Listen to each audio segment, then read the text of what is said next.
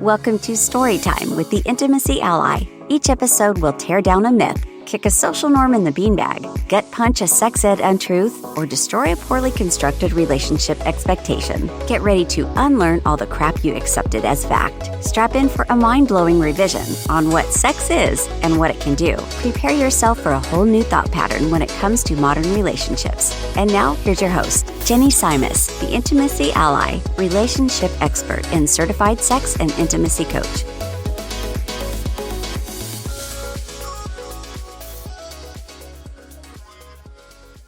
Hello, my lovelies. Welcome back to Storytime with the Intimacy Ally. It's me, Jenny Simas Leite, your Intimacy Ally. And I am joined today by this amazing fucking chick who I actually have gotten to share physical space with once, and I hope to do it again. This is Dirty Lola, everyone. Lola, say hi. Hi, everybody. How are y'all doing today? I hope you're well.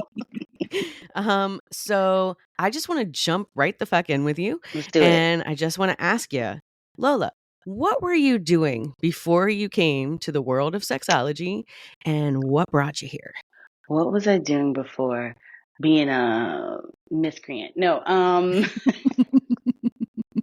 I I was working just jobs. Like I was a waitress for a long time, and then I worked at a doggy daycare, and I was a dog walker for a stretch. And I did my stint in the corporate world in the offices, being a secretary and an executive assistant. That was my last job before I left completely and said, I'm done with this. But sex stuff has always been in the mix. Like I've always been the Samantha. I was always the friend that oh, you want to go to the sex shop? Let's do it. Like, okay, I'll take you. And I've always read everything I could get my hands on, books, magazines, so I just knew random shit and I've always been educating myself just because I find sex fascinating. I am a survivor of content warning, but from childhood sexual assault. And so my hypersexuality manifested in wanting to consume like anything and everything that I could find. And when you're little, it's not a lot unless you're sneaking. And I found my grandpa's porn stash. Yep. But in that porn stash was like a lot of I don't even know what they're called. They're like booklets, and they're full of, it's like when the covers is the color, but when you open it up, it's like all black and white, but it's mostly like letters people have written or stories. And they're like pamphlet, like a little bit bigger than a pamphlet, and they're pretty thick, maybe like 30 pages. And then if they have any nudity in them, it's like black and white ads for different things. Right. Or like little drawings maybe. Right. But it's just literally people talking about their fantasies or telling something that happened, or kind of like penthouse letters, but it's all penthouse letters. It's all letters. Yes. And that was more fascinating to me than the naked ladies. Right. I mean, the naked ladies are fascinating because just seeing all the different, because back in the 70s and 80s, you got a little bit more variation in like what bodies looked like in porn, like the boobies and everything, labia. You were able to see the differences in what vulvas looked like because people weren't doing surgery and things yet. So it was like, ooh, ah, but also the words. And I have always been a good reader. So even when was this? Probably first grade. Yeah, I was like, could read everything. Could read everything. And I was the kid who went to school and I would do surveys because when I read the word cunt and I was like, oh my God, I've never heard this word before. And I knew what they meant, what it was. But my mom was a nickname mom, which, go back to talk about what happened to me as a kid. That manifested as being a problem in court because I did not actually know names. And it still is today. If you don't teach your kids proper names and you actually go to court for something that happens to them, God forbid, if they say it's a purse, a pocketbook, a kitty cat, a coochie cat, because they're not saying they touched my vulva or my vagina. Right. they can throw it out because they'll say, well, they don't even know what they really touched because look at this Oh, name. shit. And that's what the lawyer did in my case. And it was a family member, it was a kid. He got juvie, but he didn't get what he would have gotten had I actually know my body parts. So that's also why it's near and dear to me to at least teach your children, if nothing else, what their body parts are called. But even as a kid, I knew that they had different names. And I remember going to school like, what do you call yours? And Mm-hmm. do you know the word cunt? And I would mark it down. Like, how many kids? I'm like, have you ever heard this word? Do you know what it is? And also, You were already what do you doing call some your data genitals? collection and research. I What the was, fuck?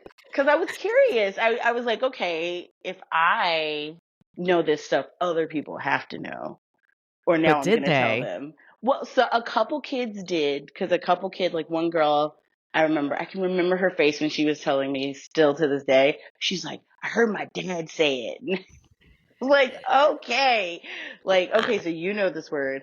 And just the variations in what parents teach their kids, what their Mm-hmm. genitals are called. It's so, it's hysterical how much we try to avoid actually talking to our children about even their own bodies. Because I just remember being like, oh, okay, that your mom calls it this, and then okay, okay. I don't remember talking to any other kid whose parent was calling it what it actually is Right. at all. So I've Huh. always been curious. Like if that says anything about me, I was born to was born to So, do this. really quick, if you don't mind, can we Hmm. talk a little bit about like the assault? Like, you were okay telling someone you didn't feel like that was something that you couldn't do. The first time, because it wasn't this multiple time, which tends to happen, Yep. especially when it's familial. The Mm-hmm. first time I was really little, like I was kindergarten age. I have a very good Mm-hmm. memory, thanks trauma, of my early life because Yeah. of all the things that happened to me as a kid. Um, and when it, I remember it not, I remember it feeling more like a game Mm-hmm. and things because I was really little and it was a cousin, an older cousin. And so Mm. he gamified everything. And it was like, oh, like, and he gave me assignments.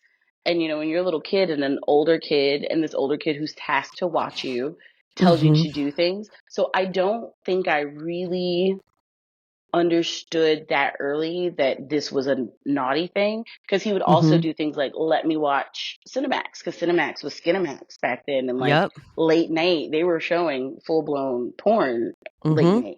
So I remember just being like, oh, it's the cool older cousin letting me do things Mm-hmm. and kind of doing things. And then I I don't think there was ever any like full blown penetration, but there was stuff you shouldn't be doing to little No, kids. you don't have to. No, no, No, no. You no, don't but have to I'm like minimize. Please don't minimize that no, at but when all. people Like, go, I well, why hope didn't you say anything? I'm like, I well, know because that you're I think if not a a thing person that would. happened that hurt me, like that, Mm-hmm. where I felt physically Right. hurt, Okay. I would have Okay. maybe told my mom earlier.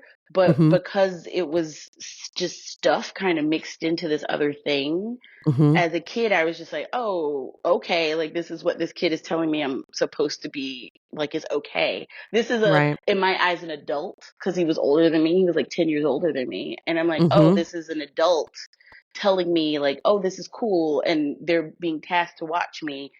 So I didn't say anything, but because he was touching me and things, we have delicate flora even as children. And my mom was I think things had happened to her as a kid. So, and she never talked to us about it, but she was very vigilant. Like after our baths, she would always check us over, especially Mm. after we had been watched. And I remember there was like irritation or something that didn't look right to her. And she asked me like what happened. And then I remember being like, oh, something's wrong. And when she started questioning me, I was just telling her because I was just like, well, yeah, because it didn't like he did say, oh, the adults like you'll get in trouble because you're not supposed to be watching these things, but I'm letting you. Or Right. like I'm not supposed to be sharing the stuff with you because you're a little kid. But so I was like, oh, this is a problem, and now I don't want to get in trouble. So let me Mm-hmm. tell you because you're asking me.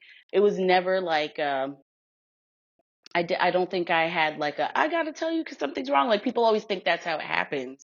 But for a Mm-hmm. lot of little kids, it's confusing because it's somebody you trust, and depending on how they're doing it, and usually they're not even doing, like, people always think it's full blown sex. And I think more kids would say something because it would hurt a small child for that Mhm. to happen. And it does hurt. It, like, your body's not ready, but because it's a lot of touching or just inappropriate behavior, and Mhm. maybe they cover it up with other things, a lot of times it doesn't register for Right. small kids. And that was me. Like, looking back, I'm like, oh, it didn't register as this is like stranger danger. Also, everybody was telling us about strangers, not people in our own homes.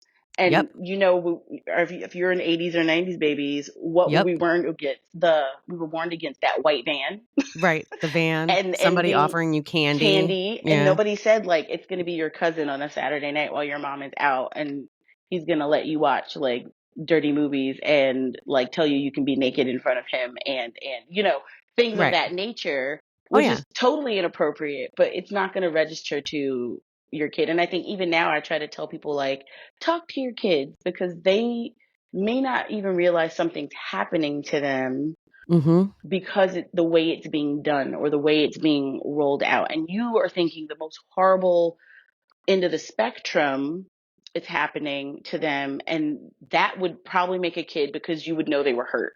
You would Mhm. know they were harmed if they came home and they were bleeding or whatever was happening. But if it's just a lot of light touching mind stuff, it's still just as bad. But Yeah. you're probably not going to. And even now, I think I always wonder if my mom hadn't questioned me, would I've ever told anybody or said anything? Because, and would Mhm. I, as an adult, one day have been like, oh my God. I know as Mhm. an adult I would have been like, oh my God, this was horrible. But that was, for me, the thing. The second time it happened, I didn't say anything, because the first time it happened, everybody got mad at me. So as a little Mhm. kid, this happened when I was in kindergarten. I remember having to go to court in first grade. I remember they had told all my teachers what happened. So my teachers were looking at me with so much, like, pity. And I was just still kind of like, okay, like, why is everybody being so nice? And I remember they brought the dress for me to wear to court to school. And my teacher called me and, like, said, your mom's waiting for you. And she has the thing. And I had to Mhm. change, and they took me to court. And I remember sitting. It still wasn't registering. I was in first grade. Like, Right. it wasn't like playing out for me mentally what was going on, but everybody was mad because he was a family member, because my Mhm. mom had decided to press charges. So all this extended family was mad at me. Like, Mhm. people stopped talking to me. Some of Mm. the, like, I remember his sister was my mom's really good friend as well. And, like, she would come and pick up my little sister, but not pick me up to, like, go and do activities. Like, there was just things I registered. Even my mom was like, the way people were treating me wasn't like something bad had happened to me. It was like I had done something wrong, or I had let this happen. So when it Mhm. happened again, it was just like, oh, well, one, now it was my stepfather. And, like, one, my mom has shown she isn't a person I can trust with this stuff. I'm going to get in trouble regardless. Um, and now this is somebody in her life. And my mom is bipolar. And so it was just, as a kid, I had learned really quick how much I would be trusted and not trusted, even when things were true or I would be blamed. And so I just tried to keep myself away from him, and, like, did a Mhm. lot of, like, rolling myself up like a burrito, sleeping in bed with my little sister, like, all the things that people don't realize kids do to protect themselves. Right. Always trying to stay at my grandmother's house and not be with him. And then I said something right before, well, like, my mom was on the edge of breaking up with him. And I was like, okay, this is the perfect time, because she's mad at him. And I told her. And I remember she was so mad at me, so furious. And even though she did end up leaving him, I ended up staying. That's when my mom moved to New York, and I stayed in South Carolina with my grandmother, because my grandmother didn't Mhm. trust her leaving with me. And I remember getting a letter from her that I don't have anymore, and I'm glad I don't. But it was like 3 pages of her saying I ruined her life because I was Oh. an awful kid, and I took her, Right. like, all this stuff. And then she invited him to stay with her in New York. and then he molested my sister. This is such a heavy episode, but this is stuff that You know what? has But this is what happened. creates us. It is. So, It I is. mean, I'm serious. Like, this keeps coming up while I'm Yeah. interviewing people. Is like half of the people that I interview who are doing sex education, sex therapy, sexological body work, surrogate partnership, any of that. Half of them are coming from this area where sex was celebrated and talked about, like their parents had very healthy outlooks, wanted them to have very healthy outlooks. And then the rest of us got fucking touched in the woods by their brother's older friend from up the street Yeah. and told, shh, we don't talk about bad things outside this house when it had nothing to do with that. Right. So you Oh don't my talk God. about it. Right. That was me, Yeah. at 7. So I feel you. And it was Yeah. probably right around the same time. And it's so I'm an confusing. 80 baby. Yeah. Yeah. So, So yep. confused. And I just remember also, like, because this stuff had happened to me, they put me in therapy in school, but nobody, and they put me in therapy. They put me in therapy, and I was also going to therapy in school. Mm. I guess as a kid, I was really good at compartmentalization, also dissociation. I saved myself a lot of times when things were happening to me because I would separate from my body, which as an adult has proved to be like something I fight with when I'm having sex and things. Because I Yeah. leave, we leave, we Mhm. literally leave. Yeah. And I'm able to. My mom used to say, like, where do you go? Because I would just dissociate in the house. Like I would just be she'd be standing next to me calling my name for like 5 minutes, and I would just come Mhm. back and she's like, where were you? Where do You you were not go? Yep. here. But I would Mhm. be like, I don't know, because I would just get lost in the woods in my mind, just that's how you escape. And Mhm. I remember but going to therapy, but also being told, like you said, my mom's like, we don't tell our business out in the streets. Okay, Mhm. heard. Um, I was so used to acting like everything was okay, but also, if I act like everything is fine, then people treat me like things are fine. If and nobody's mad at me. Mhm. Also not fully registering that how bad all of these things were that were happening to me. Like they were bad, but nobody's coming to save me. It wasn't like TV. When you see it on TV, people are like surrounding you, and I'm so sorry this happened to you. No one ever said, I'm sorry this happened to you, even after court, even after finding Right. out, even Right. like nobody in my life was coming to me and treating me the way you would see it on TV. Like nobody was treating Mhm. me like a victim or something bad had happened. Right. So I was just living my life, and like I guess it wasn't so much other things were happening. Like my mom was highly abusive. Mhm. Like literally I was one of those abused kids in the 80s and 90s Fuck. and God damn it. 2000s. Like she was a highly abusive.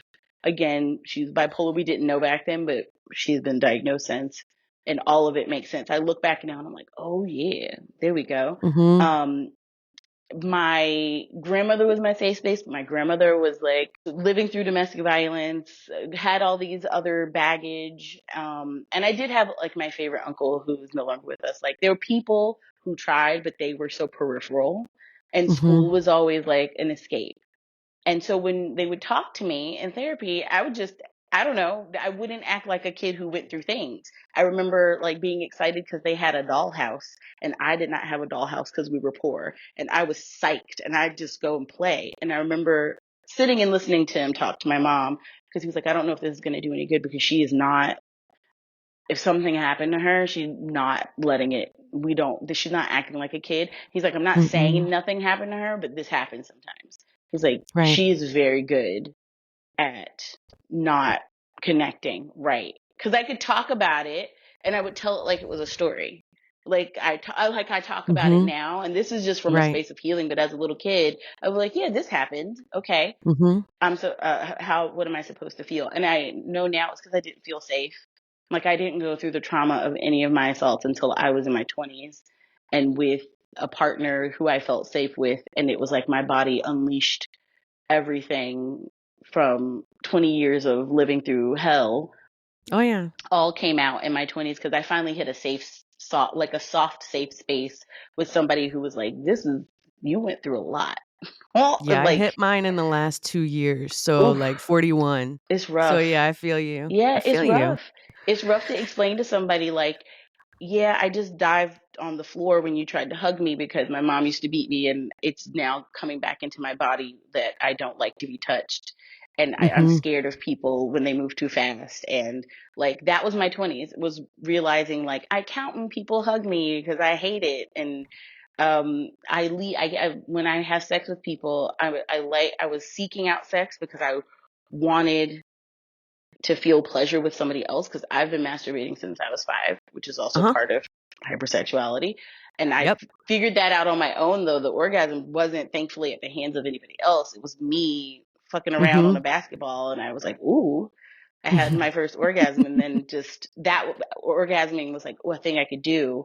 And then society telling you you're supposed to be able to come with a man or a partner, whoever.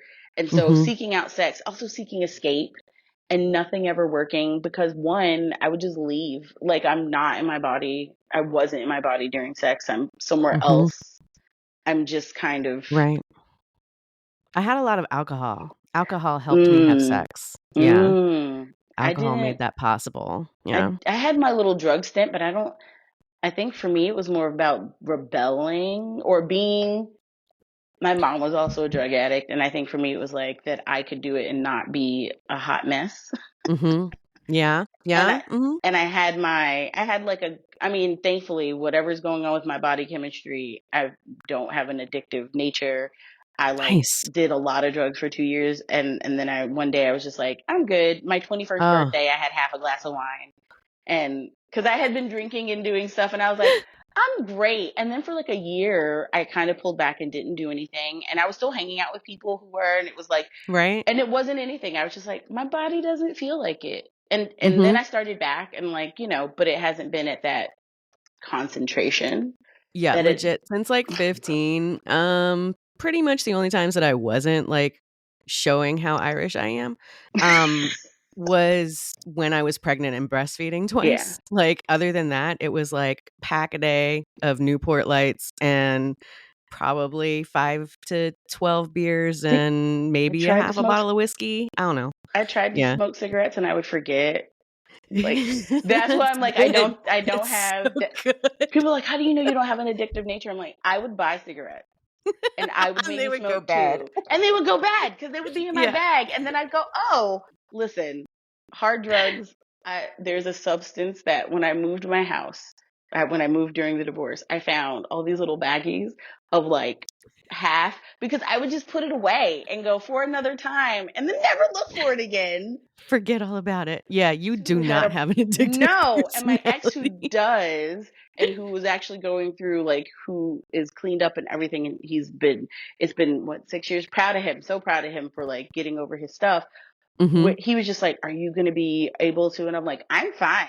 Like I can just Right? do drugs when you're not around if I want Mhm. to, but I don't need to like have it around you. And when I moved, he was like, how did I not know this is here? I was like, one, I'm really good at hiding things because I hid them from myself, and two, because I never took them out because that wasn't my thing. Like it wasn't I literally would just forget, like I would have fun and then it was like, okay, like it's over. Like this is Right? me. So if that's the one gift the universe gave me, it was to not have an addictive personality. It's a good gift. It's It's a a good really gift good one. because it could have gone the other way and been really, Right? Your really skin is bad. fantastic because you didn't smoke 2 packs a day, so good job. That's Good probably, yeah, I'm job. just like, it's a thing. But it's true, like it sucks. But we do find a lot of us have found our way through like the shit that happened to us and like what's Mhm. near and dear to our heart. And I don't teach kids, but I teach adults, and I try to Mhm. talk to all the adults and young people in my life about the things that you think, like how they look at sex, or that you think everything is dirty, or you think when we say sex ed, you think we want to sit and teach your children about sex positions and penetration and anal, and that is not what we want to talk to them. Although high school kids will ask you a million times about feet, they are obsessed about that foot fetishes are a thing. I've gotten to be the ask me anything educator that comes in for free for a couple of teachers, and it never fails. High school kids ask about feet, college kids ask about fisting.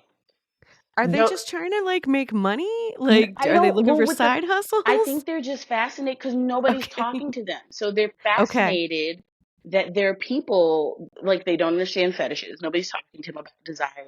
They're not Mhm. getting like talks about how desire manifests and what that can look like for different people. Because it's like even if we're not just talking to you about like how to do it, Mhm. it's important for people to understand like for your own self why you might be interested in something, why this thing might, click your fancy.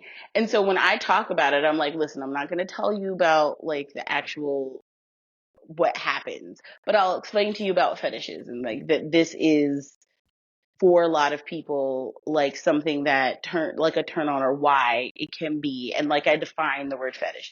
So it's important because we're not talking to them and we're not giving them even enough information to like make decisions for themselves or find someone to talk to about the things they're feeling. And when it Mhm. comes to bodies and little kids, it's like, listen, little kids believe anything anybody tells them. And if you don't tell them things and give them some bedrock to believe in and some guidelines about their Mhm. bodies and autonomy and who should be touching them and who shouldn't be touching them, Right. somebody else is going to get to them Yeah. and fuck that up.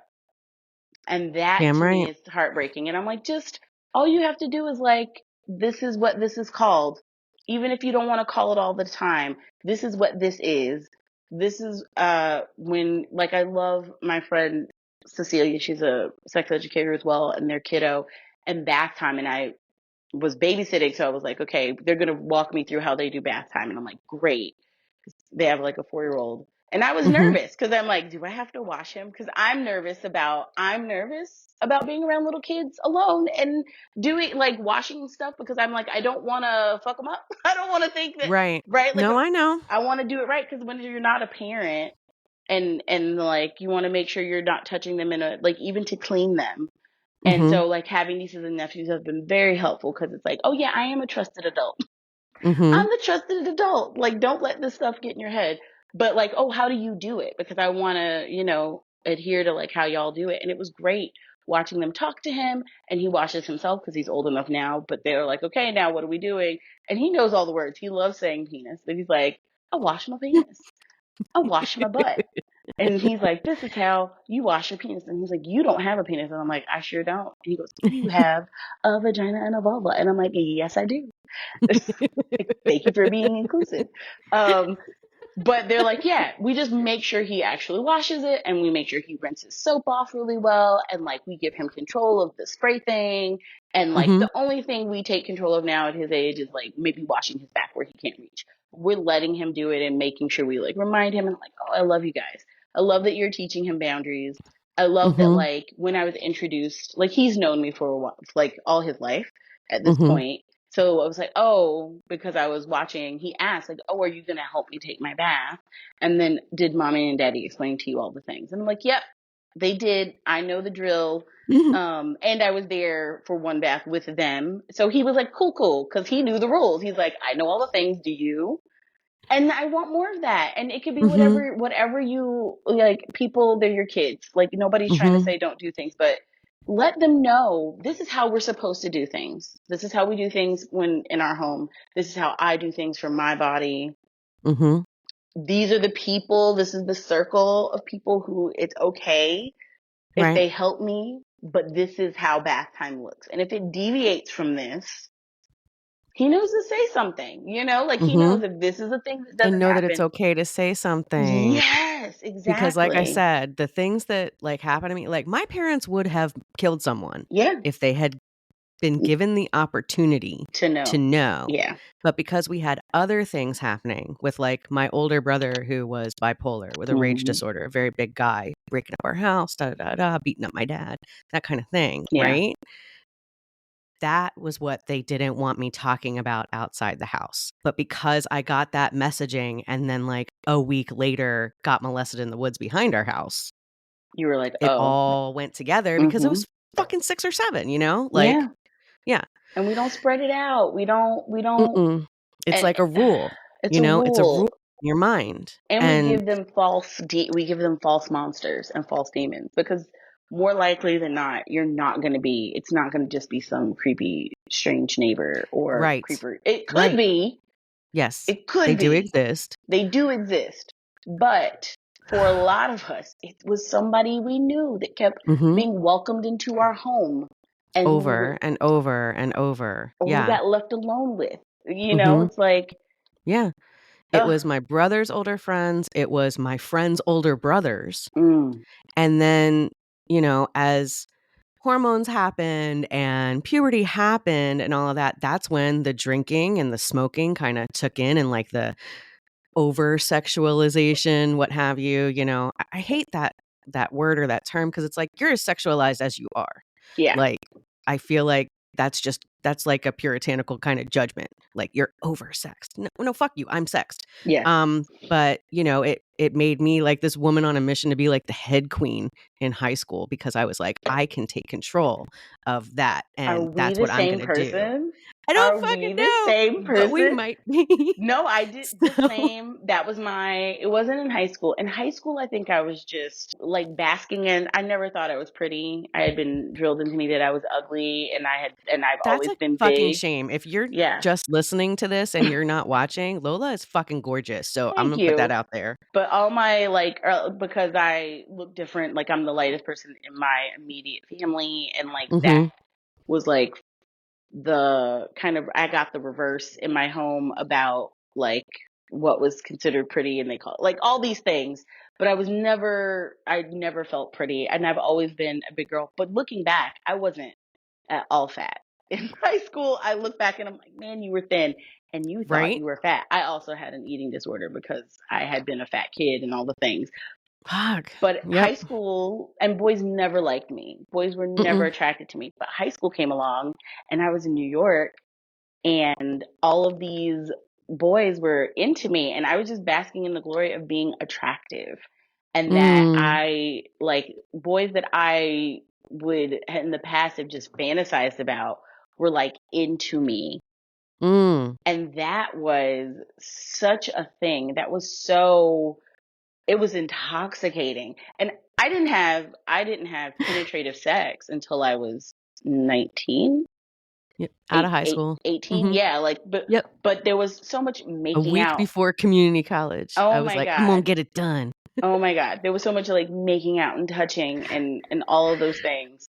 Blowjobs were my thing. And Yeah. like, and that was the thing. Like, I remember my one best friend being like, we can't take you to this party. You're like getting a reputation as Oh, like the chick that like gives head and blah, blah, blah. And I was like, cool.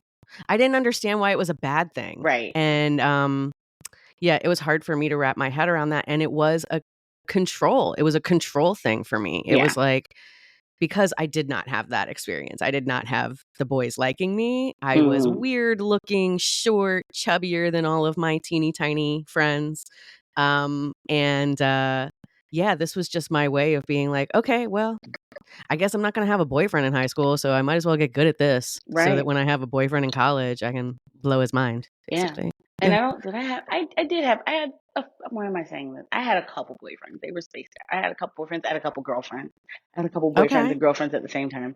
I was See, really, yeah, a that's high another school. thing we need to talk about, though, because I did not get to express that I was bi even a little, probably until my late 20s. And then I had to kind of like hide that part of myself from Right. my first marriage. Mm, Like right now, like the last 2 years or whatever, like that's been where I've been able to be like, I'm fucking bi. I'm bi as fuck. Da da da da da.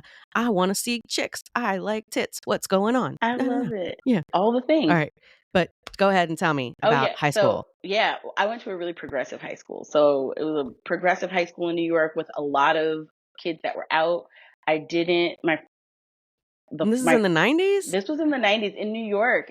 I graduated in Fuck. 99. So my high school had a Yeah, I was daycare. 98. You're like a year younger than me. Okay. All Yeah. right. Our high school had a daycare for teen moms. So they wouldn't have to not be in school. They would drop their kids off really early in the morning and have to come back at lunch to make sure, they set up so like you still taking care of your kid, but your kid's in school with you. And so I That's was fucking amazing. to a bunch Sorry. of little kids. No, it's amazing because we're getting to see up close what it looks like to have a kid.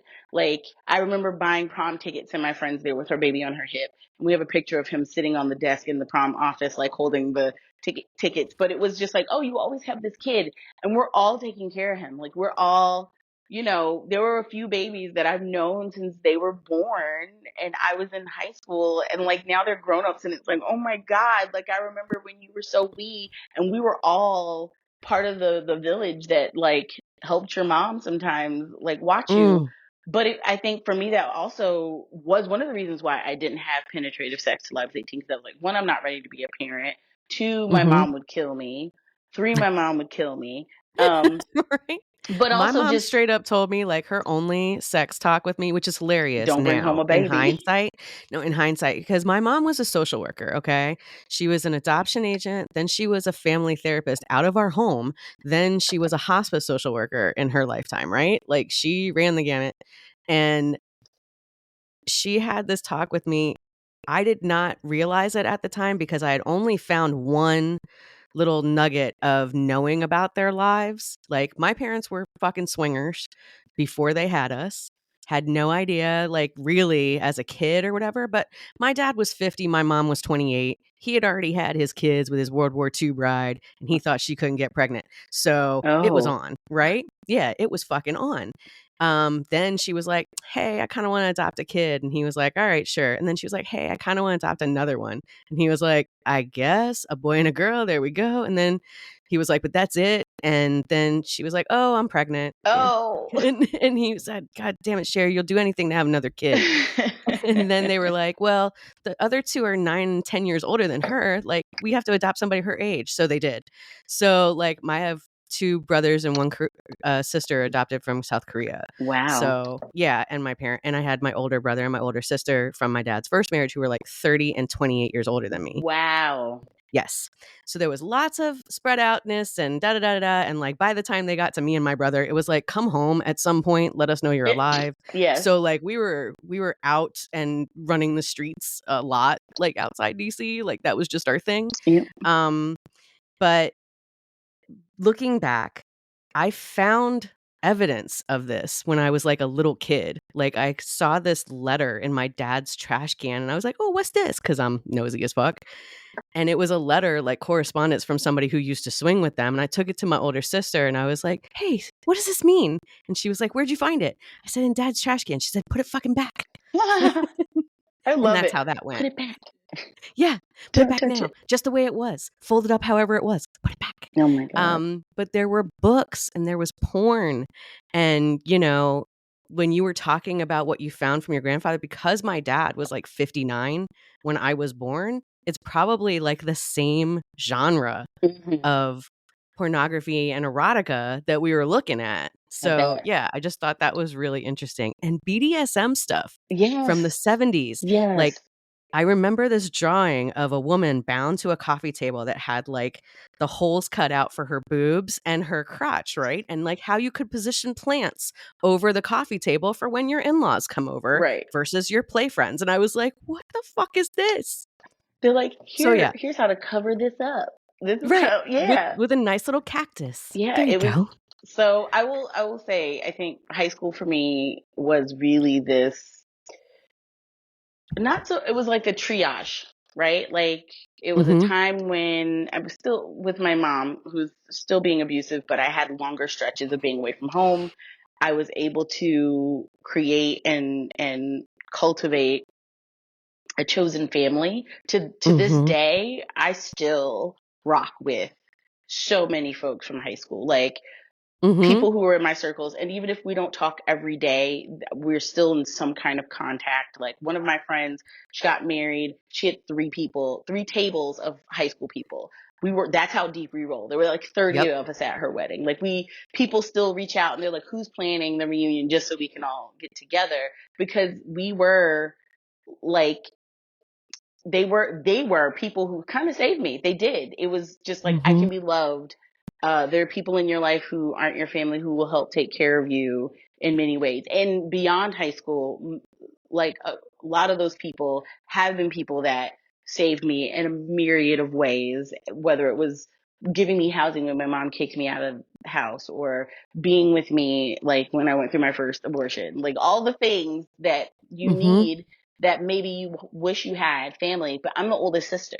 So like when all of these things are happening in my life that we just talked about, I was also taking care of kids because my mom was a Right. drug addict, bipolar person. So I always joke that I had a baby when I was 4. My sister was born when I was 4 years old, and I learned how to clean bottles, sterilize her bottles, make her formula, put it together the bottle and test it. And I was 4, and people laugh, but I'm like, no, you don't get it. Like when my friends started having babies, I'm like, where are all the, how do you clean these new bottles? And they're like, what? And I'm like, yeah, I'm from the era of boiling bottles. And they're like, what baby did you have? I'm like, my sister. Like, it's great Mhm. that now you don't have to like be over a hot stove. And my friend laughed. I'm like, dude, I used to be on a stool, like literally boiling glass bottles for another baby.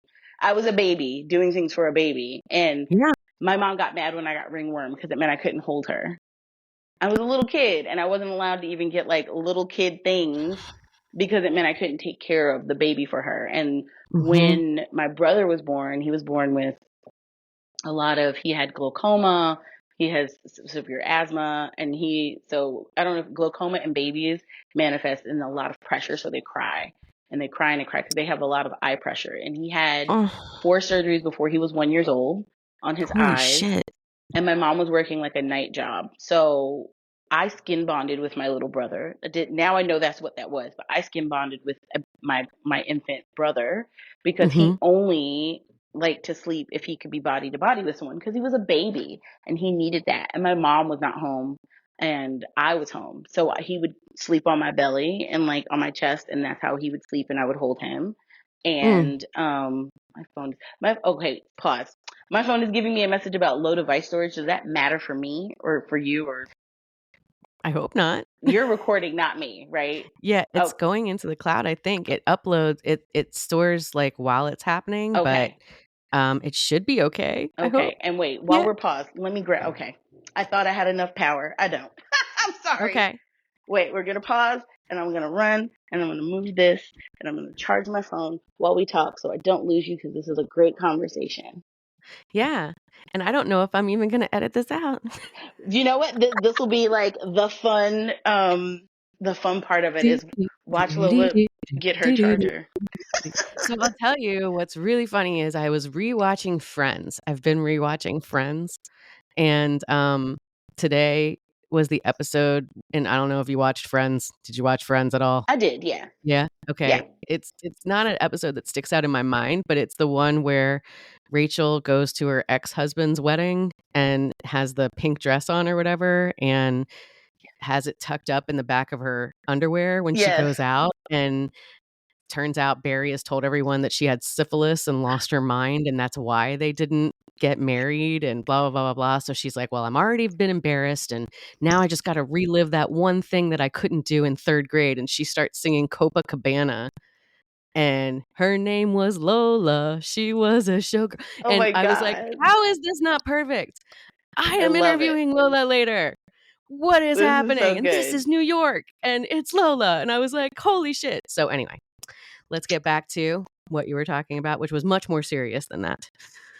But that is such a great segue. I love it. I love it. All right, everybody, we're back. But talking about skin bonding with children. No, but that was That's a right. thing that Mhm. I was skin bonding with my little brother. I remember getting ready for school, making sure he was okay, getting my sister together, and then she and I would go get on the bus and we would leave my brother as long as he was asleep because my mom would be home Ugh. maybe 10 minutes after. Like that was my life growing up. So like I had all these kids. So high school, like I'm still taking care of kids. But now I had this other place to be where I could be not somebody else, but just another part of me. Like Mhm.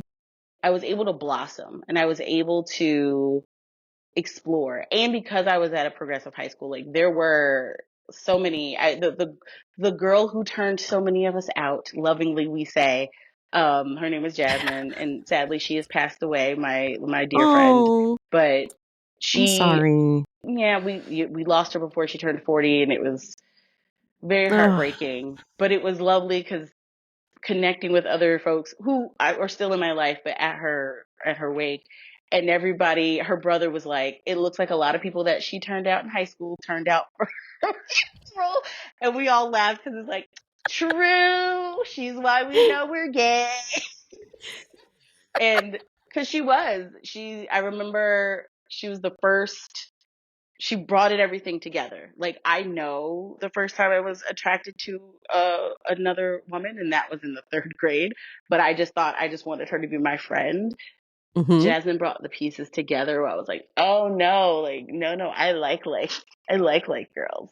Like, oh, I do like Right. girls. I I also like boys. yes. I like. Mm-hmm. I just, it's not just intense friendship. I also, I'm Mm-hmm. gonna make out with you.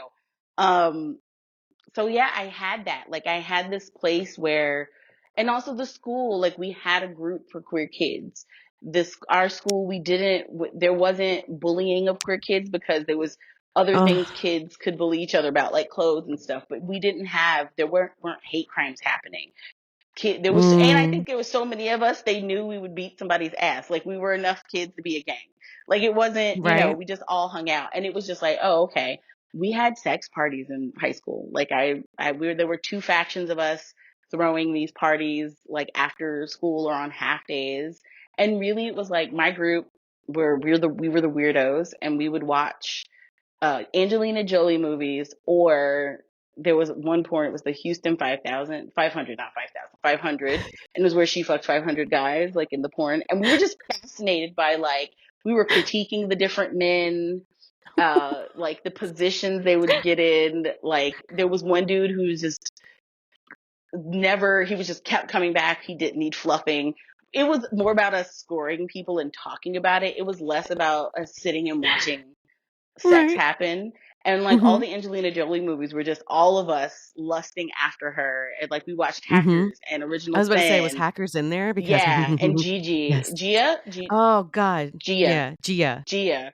And Mm-hmm. so those were the things, Girl Interrupted. All of these things were like Mm-hmm. us just hanging out and being weird, and also collectively sharing desires. And then we would make out, or somebody would start sucking on somebody's toes, or it would just Mm-hmm. be a thing. And I think maybe only one or two people actually had sex, Mm-hmm. but everything else was sexual. And Mm-hmm. just, it was a space, and nobody was judging anybody, and it was just like, oh, you want to just try, like, you like my feet, you want to look at them, you want to touch them, okay, cool, like, whatever. Right. Or, oh, have you heard about this? Or did you see, I saw this in this magazine, whatever it was such a great space to have, that when I tell people about it, they were like, what? I didn't I have that in high know. school. And I'm like, I did yeah, not. it was Super envious. the Oh my perfect God. storm. I went to school 2 hours away from my house. And I did that on Whoa. purpose because I knew Okay. my mom was too lazy. My mom was mean but lazy. So she wouldn't come find me, or she wouldn't come out Mm-hmm. that far unless she had to.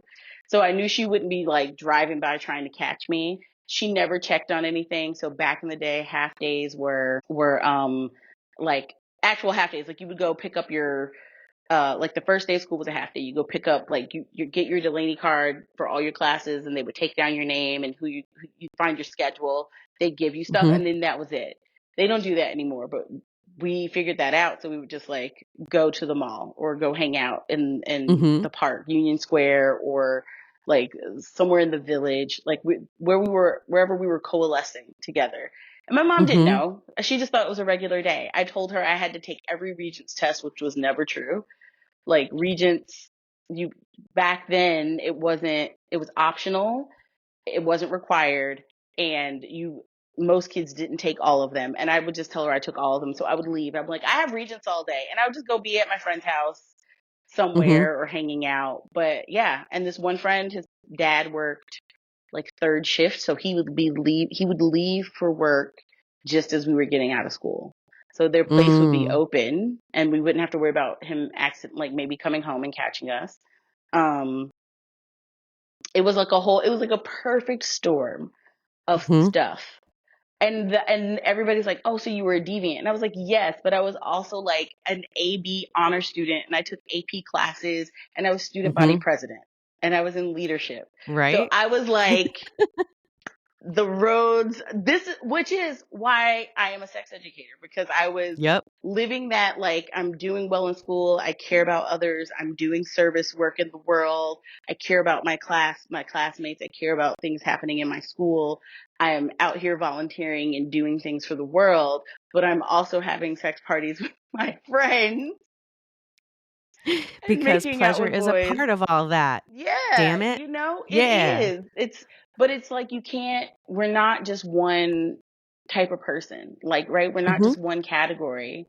And usually when you look at people, you're like, oh, I bet this. And I'm like, yeah, but also this, and this, which is why I love sex ed. Because when you look at all the people who do this, all our Mhm. backgrounds, it's so varying, but there is a thread of caring about other people. There's empathy, because you don't get into this if you don't have some kind of empathetic bone in your body or care about the world and how people are operating within it and what they're doing, like, Right. despite what happened to you, or that you don't want others to go through what you went through, or you Mhm. want others to know that there are, like you said, there are people who have very healthy, lives growing up, and their parents were great. And I think the world should know about that too, because, like, that was Mhm. so wonderful for me to find out that, like, okay, not everybody's life is hell, and that there are people Mm. growing up in, it's possible, right, to be an adult and have a life. And if you have kids, raise them in this way, because people are already doing it. That there are people who were raised that way. And I think that informs me. I don't want my own kids, but as an auntie, like, it gives me so much joy and grace and space when my sister, like, she gets upset and things, and I'm just like, oh, they're the babies. And she's like, yeah, but no. I'm like, but they're babies. You got to remember they're babies. And they're Mhm. little. But I'm like, yeah, yeah, yeah. They drive you crazy, but they're still babies. Like, even when you're at Mhm. your wit's end, they're still babies. And I also get not having the patience, because they've driven you crazy all day. So I can, like, swoop in and be like, I got it. Don't Right. let me do it. Like, just let them be. Or just my little one, she was afraid. She's like, I'm afraid. And my sister's like, there are 80 lights on in this house right now. I just want some alone time. Because she goes, I'm afraid. But my sister's like, can you be in your room watching a show and let mommy be in the living room? Because Mhm. she's tapped out. She just needs some mom space. And she'll go, Mhm. I'm afraid. And my sister's like, you are not afraid. There are like 3 lights on in this bedroom, the TV, the kitchen light on, is your room's right off the kitchen. The kitchen light is on, and you can hear me in the living room. Like, you're not afraid. You just want to bother Mhm. mommy. And I'm like, Right. so I'll go in like, mommy needs alone time. I got to leave her alone. And, like, what do you need right now? And she's like, I'm like, you want me to turn this light on instead of that light? She's like, yeah. And I'm like, okay. And you want to put on the show? And yeah. And it's like, okay. And what else do you need? She's like, a snack. And I'm like, all right, I got you. I got you. I like being that adult that can roll in and be like, That you adult is go, helpful as fuck. I'll let yeah, you know that right now. As a mom who has a kid with severe special needs, and then another one who, is dealing with anxiety and all of that good stuff. They've been yep, through their parents getting divorced, and, dad was in the military, not mm, around for very much. Now he is, because he's out, yeah, like, change, constant change. And just, any house that has someone with intensive special needs in it, mm-hmm, you're going to need a lot more patience and a lot more support. yeah, Yeah. I you mean, do, if it's going to work well. yeah, If you want them to implode, then yeah, leave them the fuck alone and, yep, never visit. But we're very lucky that, I still have a lot of those friends from high school, after high yeah, school, what have you, who, yeah, when things got really bad, they were like, "Hey, I'm you here, all right? yeah. And that's the part, is like, sometimes What do it's you hard for need?" people, yeah, yes. Mhm. And that was a thing I learned, because I am queen, I don't need anybody. But I did learn, and I started learning in high school, like, oh, it's okay to need people. And Mhm. there will be people when you were at your wits end, will be there for you, Mhm. when you think you're, like, alone. And for a long time, even into my 20s, I would still say, I don't have anybody. And I remember one of my friends who was just like, if you say that one more time, because So many people love you, and it may not manifest itself in the way you, in the day to day, the way you want it to be, but you know when Mm-hmm. you need something, we got you. Like, you know, Right. when the chips are down, we're here for you. Mm. Good or bad, like celebrations, but also like life changes. And he's not been wrong. He's been with me through so many things in my life. And I'm like, yeah, but I think that's hard for us to learn, and especially those of us who've gone through the stuff we've gone through. It can be hard for us to like accept that. But then also doing this work, I'm like, I have to learn. I want to be that person for people, even if it's Mm-hmm. in a distant, you're finding me online and you just need somebody to hear the words from someone else, Mm-hmm. whether it be about your body, whatever it is, your sex life. Like, I want to be that person, so I have to like take in that other people can love me the way I'm trying to put love out into the world, so other people can soak that in. But it's, an ongoing Mm-hmm. thing to learn that. Yeah. So I want to get back to like, how this became what you Yeah. do. So like you're in high school, you're having these experiences, you're finding your chosen family, Yep. realizing that you're also like with girls. Yep. Yep. And so then what was next for you on this path? Oh, the next years, like post high school, was just a lot of working and kind of like I think a lot of us. I didn't go to college, couldn't afford it. I was on my own already, Mhm. and um but wanted to learn, like have always had like a voracious appetite for learning. So I kept reading. Like, I used to read before my brain left, and I can still read but less. So I used to read like a book a week, and Oh I would shit. read like Nice. all kinds of topics because I had a commute. So I would just sit and read a book, and it would be, sometimes it'd be like fantasy, but sometimes I'd pick up like a book about sexuality because we're like, oh, I want to know this. I know this Mhm. thing. Or Cosmo, even though there's a lot of things people can fault about Cosmo, but there was also a lot of knowledge they were dropping. They were dropping a Mhm. lot of good information. And even the teen magazines like Sassy, 17, like I was really into those. They were Mhm. trying to talk to us about our bodies in a way nobody else was. 17 for fucking sure. I remember Yeah. that in The, high school. period. Like, just talking about periods and like bleeding in your Mhm. bed, like And like stuff. pain and Yeah. how pain during sex shouldn't be a thing. Like that was Right. probably my first indicator, but I didn't hear it. I didn't hear it. I Right. heard other people saying like pain is kind of normal and da da da Yep. da da. But now I Yeah. wish I had read that 17 better because those Yeah. women who were probably like 25 to 30 were trying to help my ass out. They were. And Cosmo was, I think, the first place I read that like not all women like orgasm, or they don't orgasm without clitoral stimulation. Mm-hmm. That was the first time, and that was in my 20s. Right. So I Mm-hmm. spent like my early 20s kind of really being still into all these things, learning and kind of going, but not having a place to put it, like not knowing what to do with it. Because even back then, sex education, sex ed wasn't necessarily a job, right? Like, it was Mm-hmm. Dr. Ruth. It was Dr. Ruth, or talking to high school Love kids. line. Love lines. Oh my God, with Dr. Janine Yeah. Jagger Yeah. and Mm-hmm. Sue Johansson. Sue Johansson Yes. was like my first, where I was like, I like this lady. I loved Sue. I loved accidentally stumbling upon Sue, like, because you would never know when it would be on TV, especially for America, because Sue's Canadian. So it would just Mm-hmm. randomly be on sometimes, and you're like, oh my God. Um, that stuff. But just, I was like, I don't know how to get there. Clearly, in my mind, I'm like, these people have gone to college, or they're a doctor, they're a therapist, they're something. And I'm not, I'm so far from that. So there wasn't a bridge at the time where I could Mm-hmm. even see that being a thing. But my other outlets came in burlesque. I had a friend, had made friends with different folks doing burlesque, and so for a while I was hosting burlesque shows as I was emceeing for friends and doing Nice. their shows, and then also Twitter.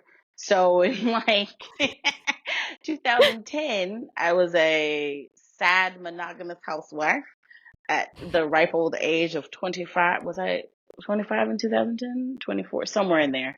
And it was an outlet. It was an anonymous place because you didn't have to put you still don't, but I didn't have to put my actual name up. I didn't have to put anything. And I think I started out with like what we call a vanilla account now, where I was just randomly putting my random musings about life and nobody was looking at it. And then one day I started Mhm. like a dirty account, and that's where Dirty Lola came from, because I sat down and I was like, Okay. how do I name this?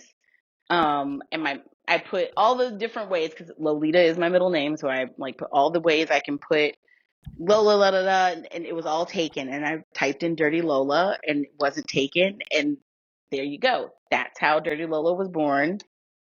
And I used it to just talk about Oh, my adventures. Because y oh no. Okay, I'm no. back. There we go. Ah. Do you see me? Thank you for tuning in to Storytime with the Intimacy Ally. We hope you learned a bit more about putting the fire back in your romantic relationships, exploring communication and emotional readiness in all relationships, and how to expand your definition of intimacy so you can reach your relationship goals. Go to theintimacyally.com to subscribe and never miss an episode. Follow the links in the show notes to social media and events. Till next time, keep on learning, growing, and thinking. Storytime with the Intimacy Ally podcast is meant for educational and entertainment purposes only and should not be considered as health or mental health advice.